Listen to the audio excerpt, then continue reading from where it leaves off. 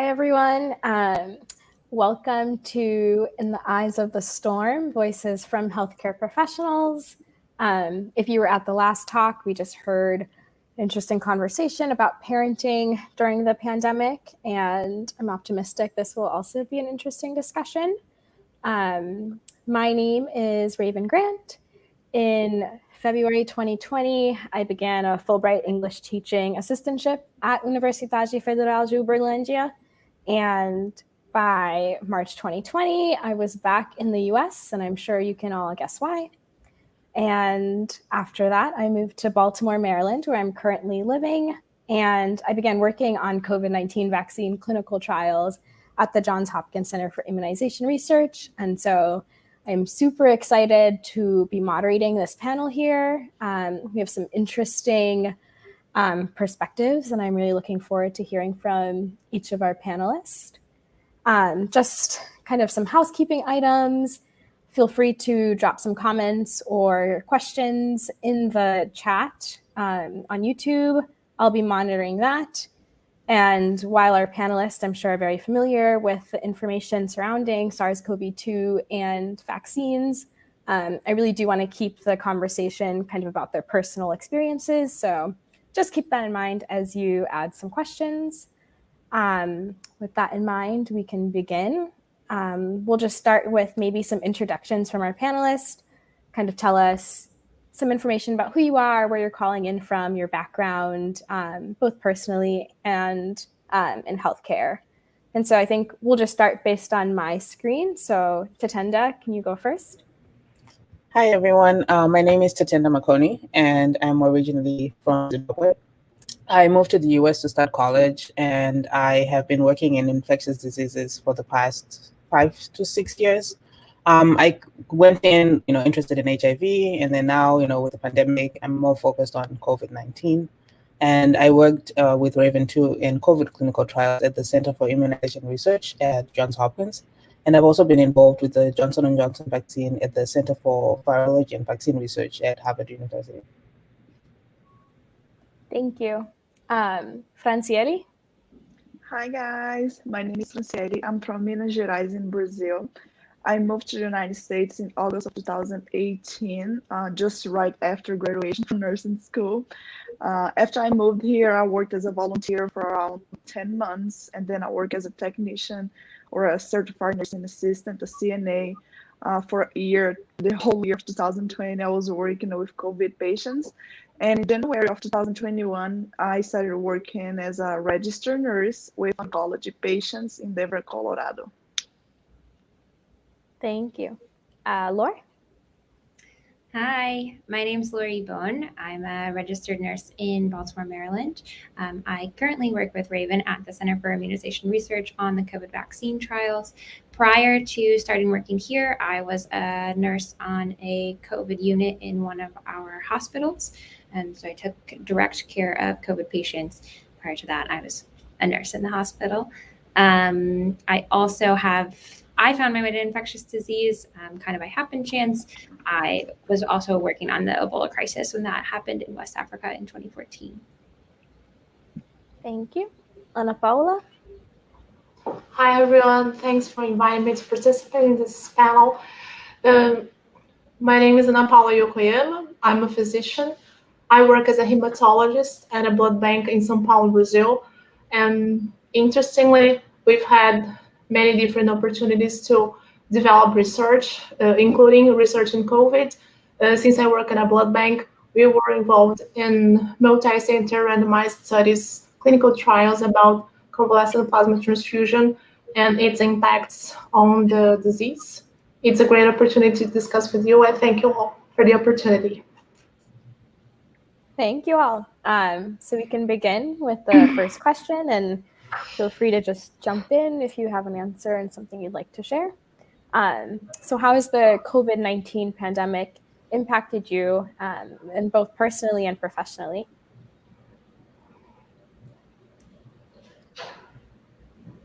This is for me?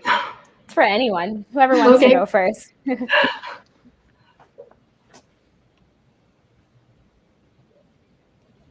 I can start us off. So as I mentioned in my little introduction, I was working in a hospital in Baltimore on an ICU step-down unit when COVID cases started appearing in Baltimore, and we quickly had to change our whole idea of how to nurse in the hospital to try and protect us and protect our patients as much as possible while we were still trying to figure out what exactly was happening in COVID. So nursing is a hard profession, as I'm sure many of you already know, and it only got really harder, and we had to figure out how to best take care of a disease that we didn't really totally understand the course of. It did involve a lot of teamwork, which was really beautiful, but it also involved a lot of emotional burnout because a lot of people died and are continuing to die. It altered my personal career path. I had intended to keep working as a bedside nurse for several more years, and then with COVID becoming the number one news source or item of news, I heard about the opportunity to work in vaccine research at Hopkins and jumped over to the research side of nursing to see this side of the COVID pandemic. So now I work in research, and I didn't do that before COVID. Thank you. Okay, I could go next. COVID affected me in so many ways I can't even describe. First of all, when it started in 2020, I was working as a tech in this intermediate care unit, and I was affected. I had COVID for about 4 weeks. I had to stay home. I couldn't go to the hospital. So that affected me mentally in a way that it was very crazy because I didn't know what was happening. I didn't know what to expect. All that I could hear at the moment is like, oh, everyone is dying. This is very serious. And it was back in March of 2020. So nobody even knew what the symptoms were like. So I stayed in my sofa the whole time. I didn't see anyone.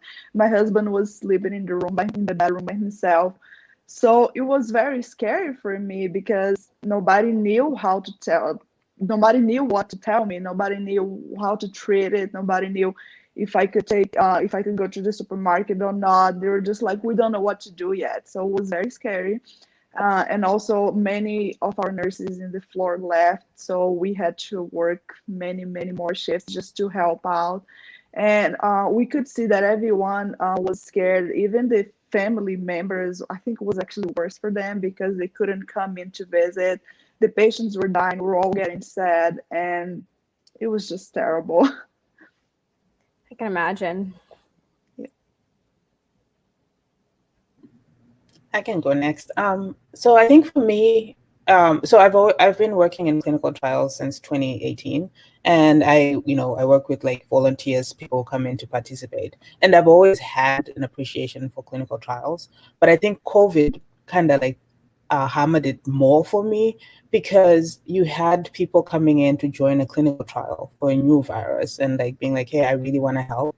So I think for professionally, it was very impactful just seeing like the good in the world because everything else is so bleak. You have people who are like, hey, I want to help out. So professionally, I think that was important for my just for my journey during this whole pandemic. And then personally, like, it's been sad watching, especially in my home country of Zimbabwe, like watching, seeing people who are saying no to getting vaccines and just like seeing like neighbors who are dying from COVID because they don't want to get vaccines. So. Thank you. Professionally, COVID-19 has shown a challenge that I've never seen before. Since I work at a blood bank, activities never stopped. And we really had problems, had many difficulties facing blood inventory shortages because surgeries wouldn't stop. COVID-19 patients demanded huge amounts of blood, and we had to go through an enormous process to adapt to this new reality and to create new strategies to provide blood for our hospital. Besides that, we entered 2 clinical trials, and we had reduced staff because physicians wouldn't work in a hospital to avoid COVID spread, and work has doubled, and we had emotional impacts because people were dying, many patients were dying, so many difficulties. We weren't allowed to move around anymore. Fortunately, none of my relatives suffered from severe cases of COVID, but we were sad due to all the deaths we faced every day. I have a kid, a 3-year-old kid, so COVID has also impacted his routine, and it was very sad for me as a physician and as a mother, as a wife, to see all this world changing. And we, in fact, couldn't do anything, couldn't do many things to help out or diminish the suffer from people. Thank you. And so just from like listening to everyone, it seems like the pandemic has been very hard. And so it kind of leads me into kind of the next question. I'm interested in hearing kind of in your experience as a healthcare worker, what has been the best and the worst part during the pandemic? I can go ahead. So I think for the best part for me, it's about the same, like just seeing people offering to help in clinical trials has been like the best thing that I've ever seen throughout this whole pandemic. And I think the worst part, especially being from, Zimbabwe and then working in the US and then just seeing just the unequal distribution of vaccines globally has been like very sad for me, because and as we all know, like right now we're dealing with the Delta variant, and just like if we continue on this track, it's kind of like tragic to see that, if we don't share vaccines, then we're not really going to make any progress with this virus. So that's been like the worst part, I think, for me to see. Yeah, certainly lots of inequities have kind of been brought to light in the pandemic. For me, I think the best part is just knowing that as a nurse, I can take care of my patients and I can help them somehow, even though we have so many people dying, which is extremely sad. But the people that survived, we can see that they're grateful for us. And we as nurses are the front line for sure. The world couldn't survive without us. So I think it's very grateful to know that we are here and we are part of this pandemic, and we are the people that are actually helping the patients get better. And the saddest part, me now being a nurse, I work in bone marrow transplant unit as an oncologist. And it's very sad because for more than a year, I believe it was a year and 4 months, we couldn't have any visitors, and we had patients stay in the hospital for 3 or 4 months, and they couldn't have anyone to support them. So they were just diagnosed with a cancer. They were there like having transplant, losing their hair, being sad, being depressed, and nobody could be there to support them. So it was really heartbreaking seeing that as a nurse. And sometimes we just try to be there for them emotionally, but it's hard on us too, because we have to come home and give support to our family, to our husbands, kids. And it was overwhelming for sure. So I believe that's the saddest part. Of course, people dying was the saddest, but seeing my patients suffer emotionally was really hard on me too.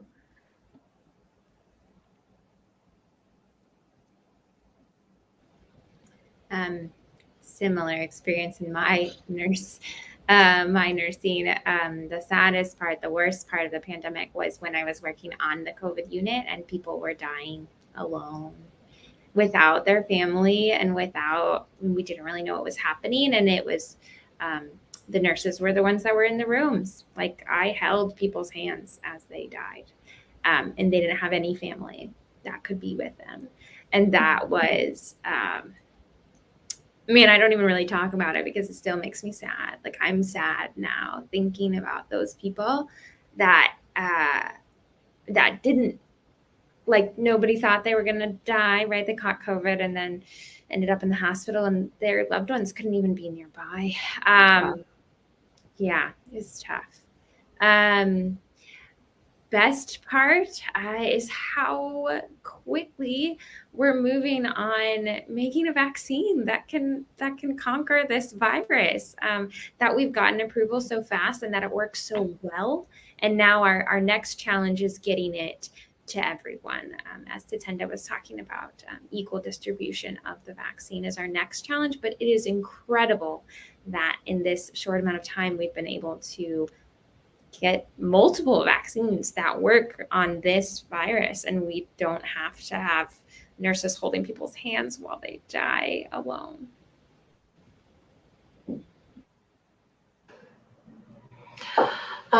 Contrary to what you've experienced in the US regarding equities and equal distribution of vaccines, for me in Brazil, public health initiatives and policies for providing vaccines for Brazil population was the saddest part.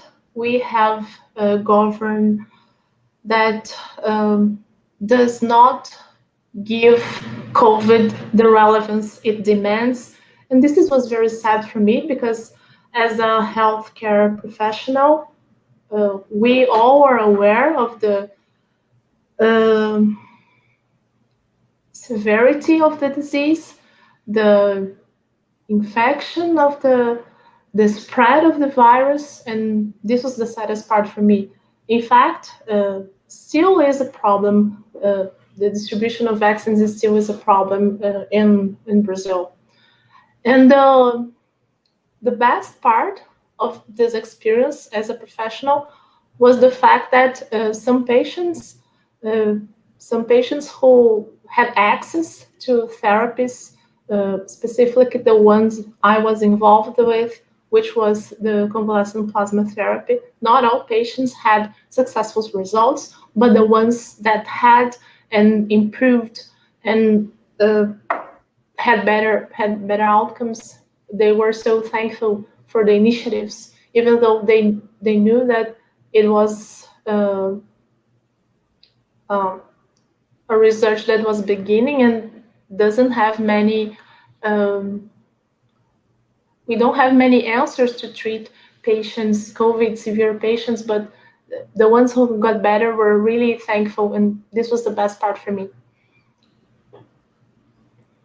And so I've just been kind of monitoring the chat, and I think it's an interesting question that I'll pose to you all, and that's kind of just how is the denial of the seriousness of the pandemic and maybe even like vaccine hesitancy in general kind of affected your own journey in medicine, maybe like your own morale. And I think it's right there. I don't know if you can see it, but.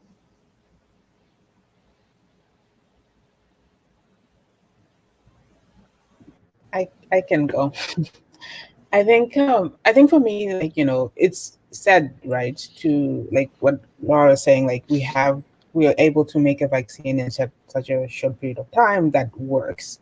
And then seeing people who are still, saying, no, I don't want to take it. It's sad, but also I think, one of the things as healthcare professionals too, we have to meet people where they're at. So I think sometimes it can be easier to get lost in the whole, like, oh, I'm just so frustrated and I don't even want to talk to people about this anymore, compared to like, taking a step back and be like, everyone is a different story. And as healthcare professionals, we have to make interventions that are tailored specifically to each individual and not feeling sad. And one of the things one of my mentors always says is like, we cannot fight a public health crisis in an individualistic way. And I think that's one of the problems we are struggling with right now in the, with this pandemic. Thank you. Anyone else have any insight onto that question? I think that as a nurse, when you see people not getting vaccinated, when you see people going out without masks and going against every recommendation that the doctors have, it goes against what we think as nurses and what we've been seeing in a hospital, like we've been seeing people dying. So it goes against anything that I think of, that I believe in. And actually, I have colleagues that didn't get vaccinated. I respect their opinion. At the same time, it's something new, it's something crazy, it's killing everyone, they're scared. But like Tatenda said, we have to think as groups and not individual anymore. We have to think as we belong to this world. And right now, many of our brothers and sisters are dying, and we have to fight against this virus that is invisible to our human eyes. And we have to fight against this as a group, not as an individual. Because if I had the opinion that I'm not going to get vaccinated, oh, just because I'm scared of my genetics is going to be mutated, I'm scared that in the future something. But at least at this moment, think about your family. Me living here all the time and thinking about my friends in Brazil, I'm thinking about my family. I'm the only one here for my family. So I watch the news and I see how crazy it is down there. And I see that here I have contact with great doctors, contact with great nurses. I have a good healthcare to support me, but I know it's not the same in Brazil. So it goes against everything that I believe in, and it's pretty sad seeing it. Thank you. So kind of the next question that I'm going to pose is, have you worked through a crisis like this before? I know, like at the start of COVID, we had not a lot of information about it. Things were constantly changing. Is this something you're familiar with? How is this similar or different to previous experiences you've had? I can start this question off. I mentioned in my intro also that I was a part of the working on the Ebola pandemic as well, which I think if I'm going to make comparisons, I think similarly at the outset of both pandemics, there was a ton of fear and a lot of unknowns, but a key difference is how global COVID has become and how Ebola stayed pretty localized, and how because of that, because less people had their own personal lives or their own personal family members at risk, that it was more of the work of infectious disease experts or people in that community already, and not so much like I feel like you can't turn on the news without hearing something about COVID now. Like it's just a part of everyday conversation of whatever you hear, whatever media that you consume. And I think working on Ebola, when it first started, it was like that. But with the news cycle, people moved on when it didn't seem like it was a threat to their personhood as much. Of course, there were still infectious disease experts and people from all over the world working on the issue, just in a different way. Still, it was a bunch of people that came together to work to solve a problem and to come up with new interventions to try and prevent future outbreaks or deal with the current outbreak. So there's a lot of similarities about how public health, the public health community comes together to work on a program, on a problem in a big scale, even if it's not affecting the whole world.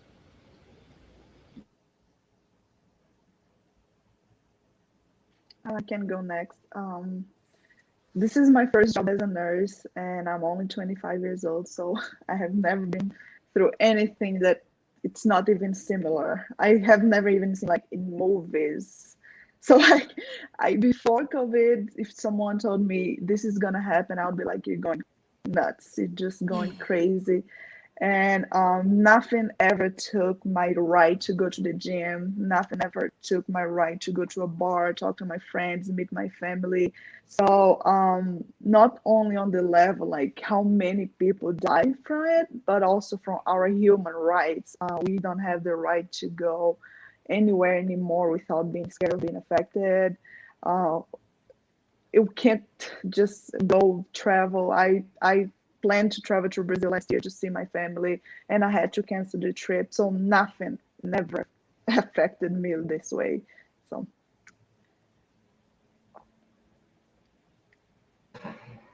I can go next. Similar to what Franciele said, I've never faced a pandemic, and surprisingly, at the beginning, we thought that it would last like 1 month, 2 months, and we would think of the near future and ask ourselves, "Oh, this is terrible, but it soon will be over." And we were just seeing the top of the iceberg, and we would never imagine that 12 months, 18 months would come, and then we wouldn't have the right to come and go, and our children go to the school. We move on with our activities. So it was very scary, and it still is. Yeah, I'm in the same boat too. I've never experienced anything like this, and even just like just thinking back when like the HIV epidemic was like hitting like a lot of like sub-Saharan Africa like in the 90s. I was still like young, and I would see, like things were different, but this is way different than what I've actually experienced. Yeah, I think, speaking to Ana Paula's point, I think even like when I was like really hesitant when my Fulbright got canceled to like leave Brazil. I was like, this is going to be over before we know it. Might as well just like stay here and write it out. And here we are over a year later with who knows when the end is. So I think with like that in mind, has your view on health or healthcare, your career changed at all? In what ways? And like, are you motivated to continue pursuing medicine?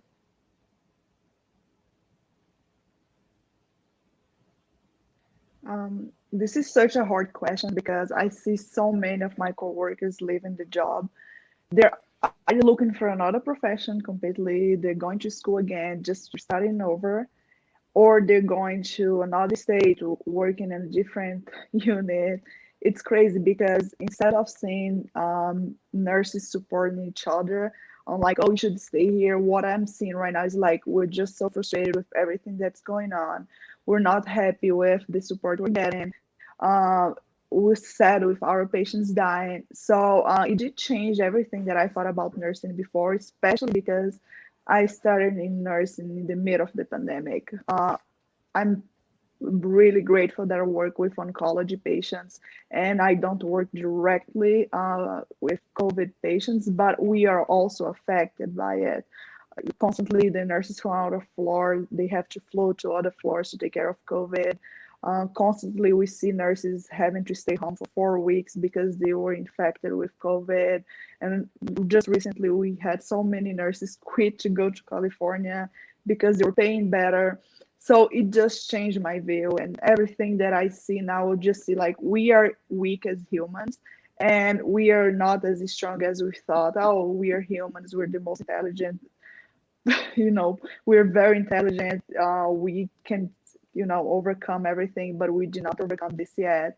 And yeah, I just feel weak at the moment. I just feel like I have no power against this virus other than just trying to prevent it and taking the vaccine and not going to bars and being in crowded spaces. But yeah, it did change my view as a nurse and as a human being.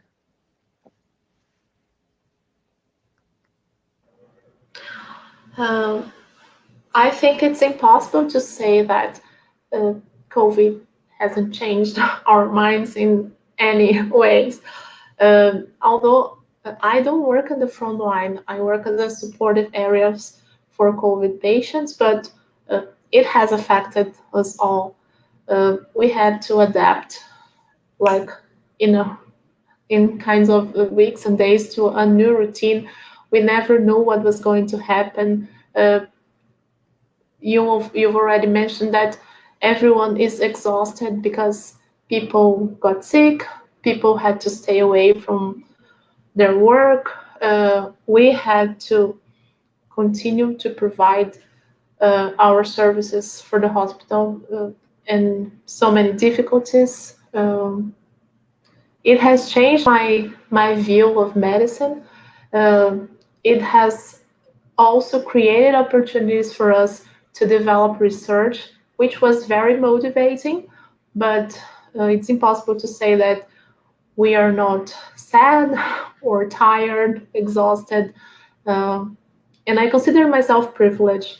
So if I am like feeling like this, what can we say about other people who live in different situations and don't have access to the resources I have? So it's very demanding. Yeah, I think for me, so I started a master's in public health during a pandemic. So I think, like the whole pandemic is very sad, but I think in a way it kind of helped solidify why I was doing what I was doing, because there's no better way to learn, right? Like than hands-on and being like, okay, I'm doing a public health program during a public health crisis. Like, how does what I'm learning impact what's currently happening? So yeah, it really did. I think it solidified my passion for just public health in general. And yeah. Yeah, I am 100% committed to the nursing field. I was before the pandemic. I am continuing. I think part of COVID also helped open my eyes to what's possible in nursing. Right, as I mentioned, I moved away from the bedside and now I work in research, which is a whole side of nursing that I didn't know anything about before. And it in the most nice way possible, it's kind of cool to be working in medicine during a global pandemic. I absolutely do not wish a global pandemic on anyone. And I think all the lives lost and all the people who've gotten sick and everyone who's it's totally upending their lives is absolutely terrible. But if I had to be in a profession during a global pandemic, it feels like if you feel like you matter in a way that you matter to patients that you take care of, but in this context, like I feel like I matter to the world, which is cool. That was pretty cool. Since we're talking about the world and we have lots of different people here today, I'm kind of interested on like a country level discussion here. Like, what have you learned about your own country through the handling of the pandemic? Was this surprising to you at all?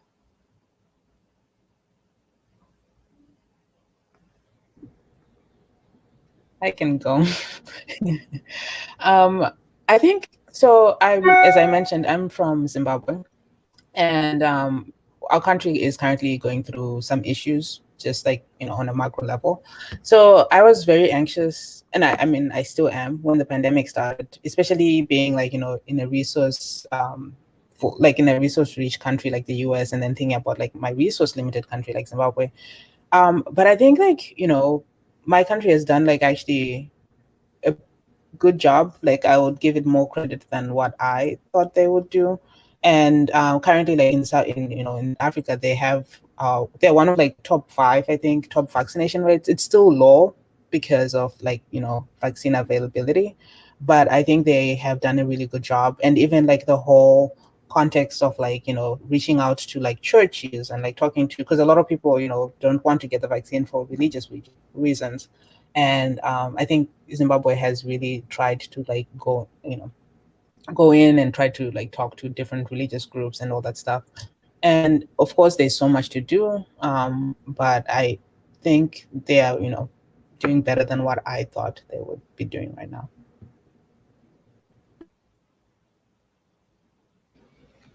I can speak about the US. I think I got a little bit of tunnel vision because I worked on a COVID unit. I was surrounded by people who were like, when is the vaccine coming? I can't wait to get the vaccine. And then I switched over to working in vaccines, and we were surrounded by people like so grateful to be able to be a part of a clinical trial, to be able to have access to vaccine. So now at this point, where we're dealing with vaccine hesitancy amongst a lot of people across the US, I find it surprising, I think, because I surround myself around people that believe in science and want to stop COVID and recognize that the vaccine is one of our best tools to stopping COVID. And so I guess I'm not surprised about the US's handling of the pandemic. I'm not surprised that they threw a bunch of money at vaccine research and bought a bunch of doses and tried to get it as available as possible. But what I am surprised about is the amount of people that aren't getting it when we have such easy access to it. And that has a lot to do with just like the people I surround myself with. So that would be a surprising thing for me. Regarding Brazil, I am surprised in a negative way. I don't agree with many issues of this current government. My views are totally different from what the political view of the current president shows in the media. I think it's a shame that we have to face a politician like that in such a moment that we are. And it was very surprising in a positive way that people who have the same, that agree with my views, they try to raise awareness in stimulating vaccines in among their relatives, among the people they work with, to try to I don't know, stimulate or show the idea that science matters. We have scientific evidence to support vaccines, and you don't end or you don't stop the viral spread the way that our governor is conducting this pandemic. So it's sad. I share the same view as Ana Paula. It's pretty sad looking at the news from Brazil. Hearing from my family, they're scared, and it's pretty sad. Just when I saw how the president was dealing with the pandemic about the vaccine, I don't agree with that, and I'm really grateful that I actually live in the US because I was able to get the vaccine in December of last year, and my family is just now getting the vaccine in Brazil.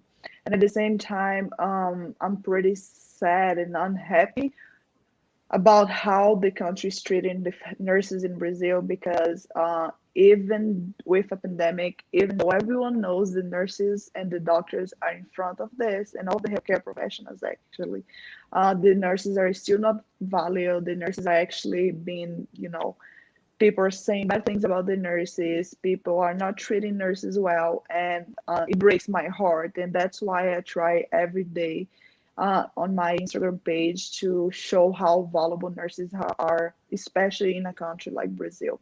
Because here it's way different.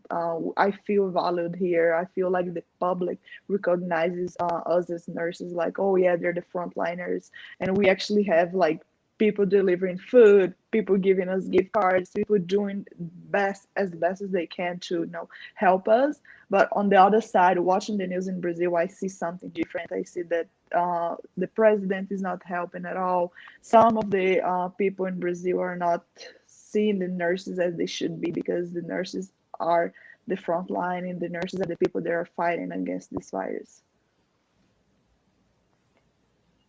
So I know, like, Tatenda and Franciele, you're both away from home now. And surely Lauren, Ana Paula, you can also touch upon this, but how have you been staying connected to your family and friends who aren't there with you? For me, I'm grateful for WhatsApp. So I have been, so I usually like video call my family almost every other day in Zimbabwe just to check in, and also like just like to touch base on like how, I was privileged to get the vaccine when it first came out, and then having family members who hadn't gotten the vaccine. So I was especially worried about my grandma. So I would just like continue checking in to make sure like she was okay. And, I had family members in Zimbabwe too who ended up getting COVID. But, just being able to check in and hear the status of like how they were feeling, was a privilege, even though it still sucks to, to have this distance between us. But yeah, just regular check-ins with my family. Same here. I'm forever thankful for WhatsApp. I can't imagine going through COVID if it was like years ago when we didn't have cell phones, when we didn't have cameras, just like watch my family and see my family. Yeah, I'm for sure worried about them living in Brazil. It's been such a long time since I moved here. It's been 3 years that I saw my family, I saw my friends. I miss every single one of them. But I'm conscious that we have to fight this, and I'll stay here as long as I need. That's why the internet is here. That's why we have WhatsApp, we have Skype if we need to talk to them, if we need to see them. So yeah, I miss them a lot, but it's for a good reason.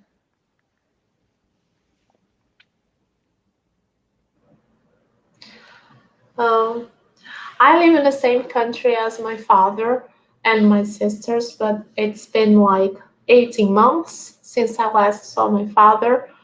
He lives in a town 2 hours away from São Paulo, but since I'm working every day, I'm exposed to COVID variants, patients every day. I choose not to go, even though he already had the 2 shots of the vaccines. And my sisters live in the same city, but we didn't, we haven't met like seeing the way we used to before the pandemic. So even though we live in the same country, we don't see each other, and we get in touch with through video calls. And I think it's very sad. Also, the fact that I had 3 relatives who died since the beginning of the pandemics, and we weren't allowed to say goodbye. This is very sad as well. We weren't allowed to hug our relatives, to support, to cry together, and this is very sad as well.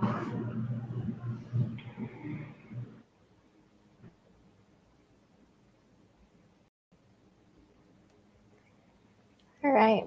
Thank you for sharing that, everyone. Now we're going to kind of do kind of a hypothetical question. And so 3 parts, and we'll kind of just go part by part. But flash forward, it's 10 to 15 years from now. So like 2031.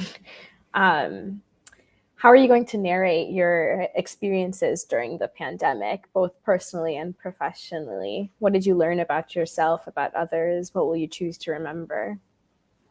I'm gonna say that wearing a mask was fashion. Just kidding. But for sure, I'm gonna say that it was the time that I felt the most powerless, that I felt like we're losing part of us each day. Every time I watched the news, I was going crazy because I felt like a piece of my heart was going with every single time I watched the news, and so many people died. And I felt like, and I'm gonna say that this was the time that the human being, the us as humans, came together to fight something. I think that's probably the time that we're most together, that we're fighting together, and that we can see how strong we are. So that's probably gonna be what I'm gonna say.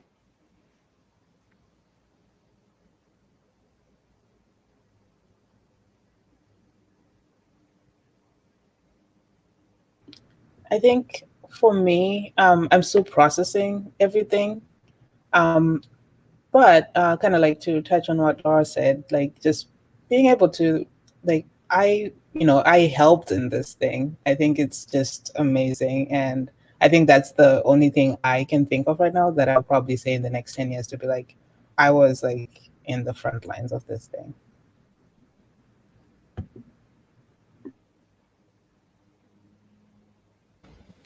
I certainly hope that in the next 10 years, by 2031, we will be beyond the time when COVID is killing people, but I wouldn't really be surprised if COVID was still circulating around.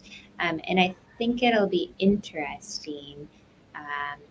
I mean, it's kind of hard to say because I feel like everyone is affected by it. It's not just like, oh, if you like are talking to someone who was 10 during COVID, like they were affected by it too. It's not like, oh, I'm the old wise person who's going to tell you about how it was back in my day, because it's affecting everyone's lives. So maybe if I may expand the question even further, certainly 10 years, but in like 30 years, when there are people who weren't even born who are coming around and are like, well, yeah, I got COVID, but it's a cold now. And be like, yeah, like being able to talk to people who come after and be like, yeah, this is a time when humanity was threatened and people from all across the globe had to come together and we had to pool all of our resources and think really hard, and lots of people had to volunteer, and some people were valued more and some people like worked on the front lines and a lot of people died from it. And like just to be able to sort of like recap this story for what I imagine is going to be a part of our lives, although not to this extent, not to this like hospitalized and dying extent.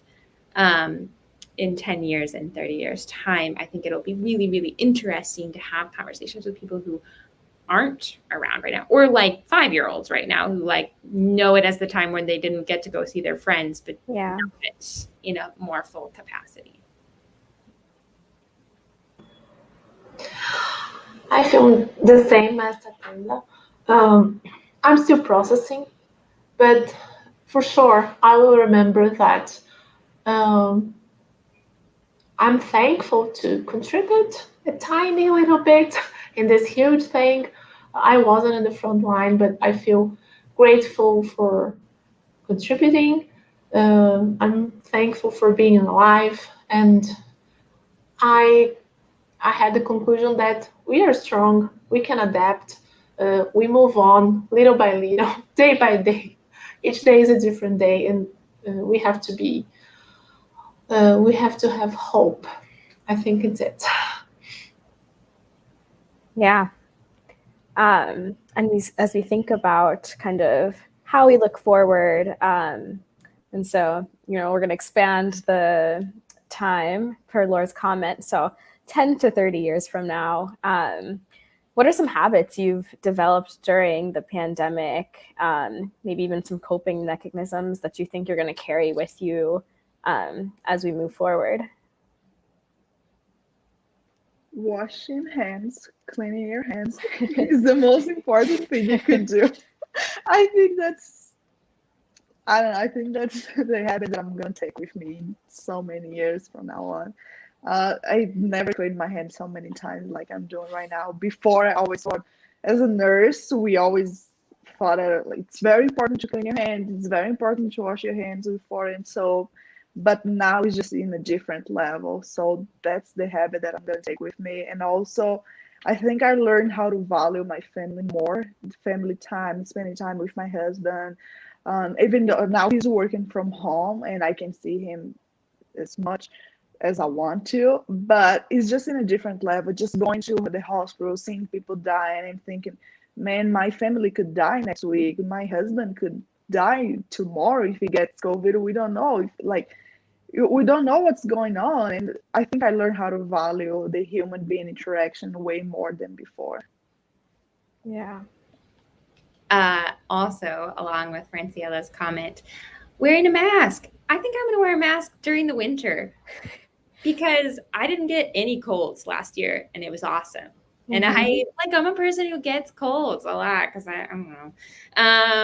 And I wore a mask and I didn't get the flu.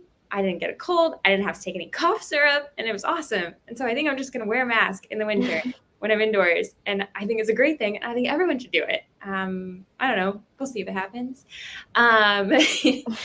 Secondarily, I think, so like pre-COVID, I have a tendency to work a ton of jobs. I worked as a nurse and I also worked as needed for a different nursing company. I also worked at a gym. I also worked as a teacher, and I just like would have a ton of jobs, and my whole schedule would be packed tight. And that wasn't possible when COVID started because I was worried about exposure because I was working on the front lines, and so I just couldn't expose anyone other than my coworkers and my patients who were just like, it was just part of the game. And so now I only work one job, and I think I'm going to keep doing that because it's great because I have weekends and nights. Yep. And I'm not just like running from job to job. I still like it. There's a chance I'll get another job, but like on top of the one that I have, but probably not 4. I'm probably not going to work 4 jobs at a time. Maybe just 2. Sounds like a plan. Yeah, I agree with both of you. And in terms of like washing hands, I think I'm going to continue with that, like wearing a mask. So I use public transport a lot because I hate driving.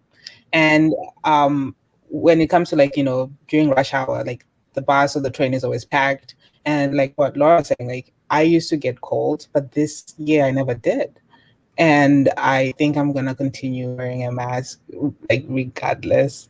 And also, I think the most important thing, which was mentioned, like, being like, I think it's more like valuing the people around you more. Because I think we took it for granted before COVID, and then the pandemic happened, and it kind of like made us stop and realize what's important. And and I'm hoping I will continue, reflecting on that.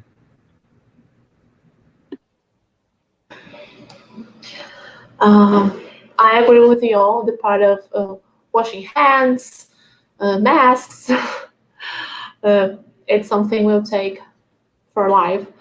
And also about the part that we take for granted the fact that we have the opportunity to see our friends. We had the opportunity to go and see our relatives, but we never got together, and now it's been like a year and we can't wait to do that. So value more family and friends, and when this is over, we won't get together. Yeah. And so I know something kind of additionally, like as part of this question, I know at the beginning of the pandemic, when we were like, oh, we're just going to quarantine for a little bit, everyone was kind of like scrambling to find a hobby. Are there any hobbies you developed during the pandemic?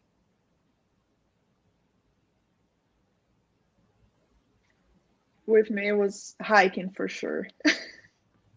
Especially because it's just, there is not a lot of people around you. You can go by yourself. You can just take your dog for a walk and go hiking. Here in Colorado, it's beautiful. We have a lot of mountains. So yeah, hiking was a new habit, and just taking more care of myself and my health in general. So yeah.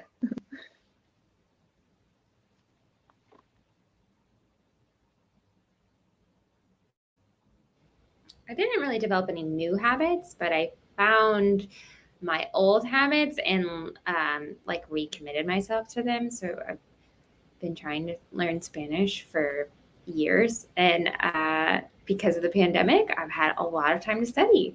And so I've been doing my app every day. I'm on a 500-day streak.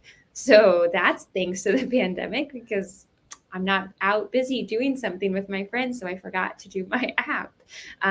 So that's going well. And I've always been into the outdoors, but it was one really safe place to go, or deemed a safe place to go while we were in lockdown and we weren't supposed to be seeing people or sharing air indoors. And I find a lot of solace out there, and I continue to find that both inside and outside of a pandemic. So I'm sure I will keep doing that. I'm sure the lack of 4 other jobs also helps with the devoting time to the app. Tatenda, were you going to say something? Yeah, I know Paula was going to say something, so I was like, you can go ahead. It's not like a new hobby. I always like to cook. So since we wouldn't go out for restaurants anymore during the pandemics, I took this opportunity and cooked a lot and baked and and gained a lot of weight as well. Just that, but it was nice because I could cook things that I like and my son loves to eat, and it was nice. Yeah, I didn't really develop a new hobby. However, I found out that I love doing Zumba, and I never imagined I would enjoy virtual Zumba, but it's actually not bad. So yeah. That's great. So kind of the final part of the question, I'm interested if you think healthcare will have changed the next 10 to 30 years, which I know is like a pretty big range, and I'm sure the answer is yes. So I guess a better question is, in what ways do you think healthcare will have changed? I feel like I'm gonna be the pessimist on this. I don't think it will change, in my opinion. Mm-hmm. But here's how I mean, it might change too. I'm hoping it will change. I'm not, saying like I don't want it to change, but I hope it changes. But I think, because having worked in the HIV field for a while, the same mistakes that happened during the HIV epidemic are the same mistakes we're still doing right now. And it's very unfortunate because we had, 2 decades to improve certain things and we never did. And one of the things that I'm very passionate about is like, including pregnant women in clinical trials. And I know it's a very, it's like a very ethical topic for some people, like, no, we shouldn't include pregnant women. But I think right now we're seeing with the COVID, right? It's like, including pregnant women, including children. And with the COVID vaccine, when it came out, pregnant women were like, can we take it? And people are like, we don't know, we need to see. And which is very unfair, right? Because we're all humans and we all deserve to get the vaccine at the same time. Right now with kids in schools, we don't. So I would hope that it will change. But I feel like, if we've been making the same mistakes we made 20 years ago and we're still making them now, I don't know, but hoping it will change.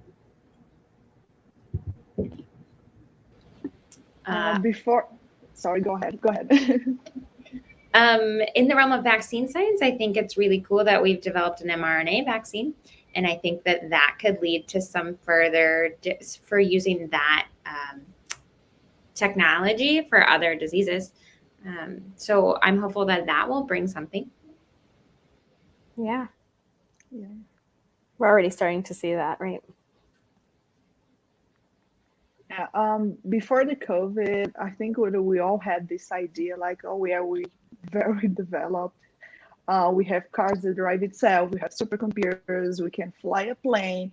And I think that we thought that we were prepared for a pandemic, but at the same time, we didn't think that it would be such a big pandemic that it's all over the world. It's affecting everyone. So I do hope that in a few years, we more prepared in case something else happens.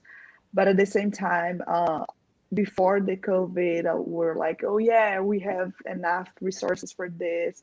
But then we're surprised that we actually didn't have enough, resources. There was a time that we didn't even have enough masks for nurses. So let's use this in our favor. Maybe we can develop better resources. Maybe we can think in a way that we could actually prevent another pandemic, because we don't know. Ebola was something new. COVID is something new. We don't know what's ahead of us.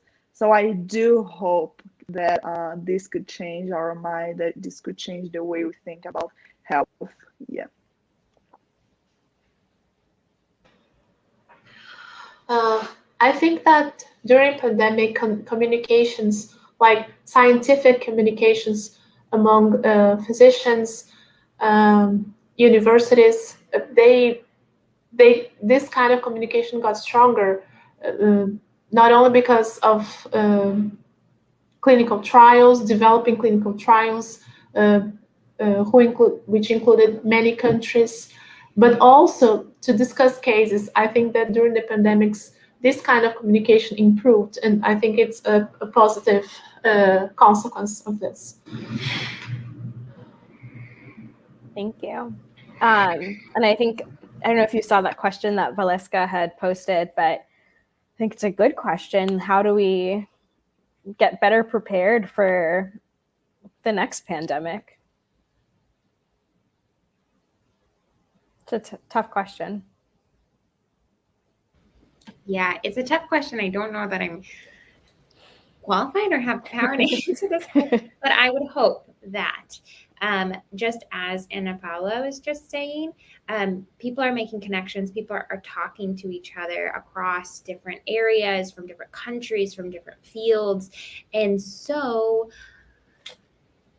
if the next pandemic comes, we will already have some of that networking in place. So it'll be like, okay, great, I have this person that I talked to then, or like we'll have worked out some of the logistics, like with COVAX, with trying to get vaccines to other countries in the world, like some of that stuff, like people were bound to learn lessons through it, even if there isn't a like solid framework of like, okay, this is what we do when there's a global pandemic, we do this and this.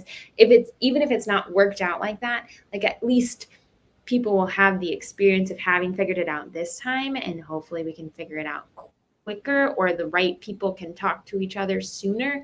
But I don't really know what is going to change structurally. I think it's just been an opportunity for healthcare professionals and others to network throughout this, and those connections now exist. And if something comes up again, it'll be a smoother reach to make those things happen faster.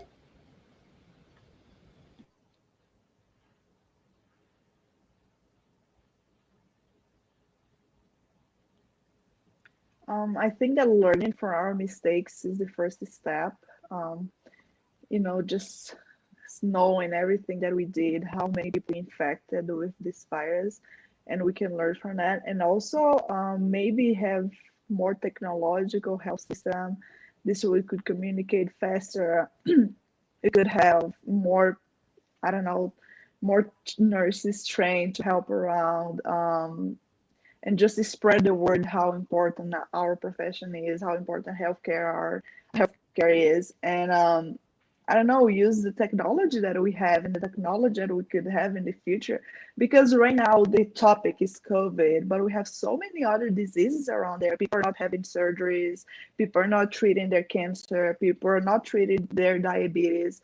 So even though people are dying from COVID, we're kind of like hiding the other diseases that are out there and not treating them because our healthcare system is not prepared for that. So learning from these mistakes, and of course, the presidents from our country are the most important people with dealing with this. And now the population could come together and support each other too. Like, oh yeah, we know that we made this mistake years ago, so now maybe we could do better with it. Yeah. So I have one final question for you all, and then anyone who's watching, if you have any questions, feel free to throw them in the chat, and I can ask them to our wonderful panelists. But I'm just interested, we don't know when the pandemic is going to be over, but, when it is over and, we've gotten past all of this, what are you most looking forward to? Travel, yay. Yeah, very similar. Travel. I didn't respond to this question earlier, but I also haven't seen my parents in 18 months or 2 years. So it'll be really nice to see them. They live in the Midwest and I live on the East Coast. So it's just a plane ride away, but just hasn't felt like a necessary thing. So I'm looking forward to that. Looking forward to just making plans with my friends. Just gonna go do something after work together in an indoor space, maybe. That seems really nice. I think we've touched on this a little bit before, how much we took that for granted, that was just a part of our life, to just go to the gym or go to happy hour with your friend or get a coffee in a coffee store. So I know that we're never going to return to what life was like pre-COVID, but I am looking forward to taking some of my favorite things from pre-COVID and bringing them back into my life. Yeah, I said about traveling, but I think the thing I'm most looking forward to is the day that we have a white flag and say, we won this war, we won against COVID. And it seems very far. It seems like it's gonna take years and years and years to be over, but that's the thing that I can't wait for. I can't wait for this to be like history, just in the newspapers, something in the old library that like people go and just research for, that it's not reality anymore. Yeah.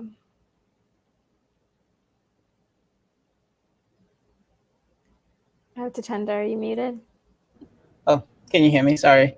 I agree with everybody when it comes to traveling, just being, being in those like spaces with people, like, going to like a basketball game without having to worry about, getting the virus.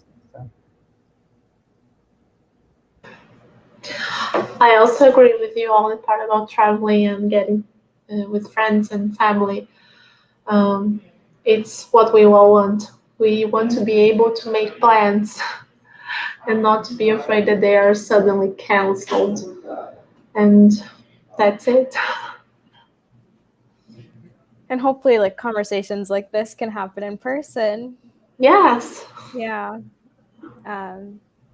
Well, thank you all for, talking to us, answering these questions. Thank you to everyone who's tuning in.